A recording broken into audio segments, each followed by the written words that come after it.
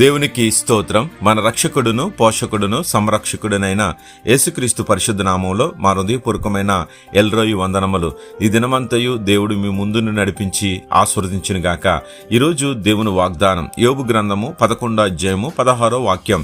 నిశ్చయముగా నీ దుర్దశను నీవు మరిచెదవు.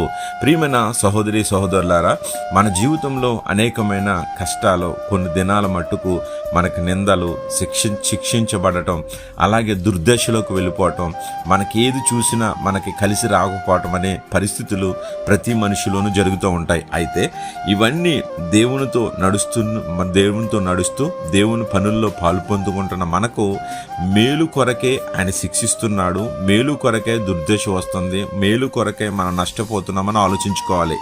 ఆలోచించుకుని ఆయన మన ఉన్నత స్థానంలో ఉంచుతూ ఆయన ద్వారా మనం దేవునికి ఎల్లప్పుడూ కూడా స్తుతియాగములు చెల్లిస్తూ ఆయన నామమును ఒప్పుకుంటూ మన నాలుక ద్వారా జిహ్వబలం ద్వారా ఆయన స్తుతిస్తూ మా దేవుడు చేయమన్న పనులను తప్పుకోకుండా ప్రార్థన చేస్తూ, అలాగే ఉపకారం చేస్తూ, ధర్మము చేస్తూ, ఏది చేయకోకుండా మర్చిపోకుండా దేవునికి ఇష్టమైన పనులు ఇవని మనం ఎప్పుడైతే యోగ్యముగా దేవునికి ప్రవర్తిస్తామో అప్పుడు దేవుడు అంటున్నాడు, నీ దుర్దశలో నుంచి ఆయన లేవనెత్తి ఆయన నిన్ను ప్రతి ఒక్క విషయంలో నీవు కోరుకున్న ప్రతీది కూడా నీ ముందు పెట్టి దేవాతి దేవుడు మనకి చేయవలసిన కార్యాలన్నీ అద్భుత కార్యాలు చేస్తాడు. కాబట్టి ఈరోజు అంటున్నాడు, యోబు దుర్దశలోకి వెళ్ళిపోయాడు.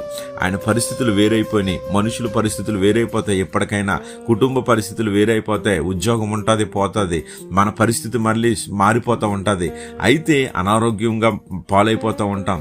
లోకంలో అప్పులు పారలైపోతూ ఉంటాయి. ఎన్నో సమస్యలు.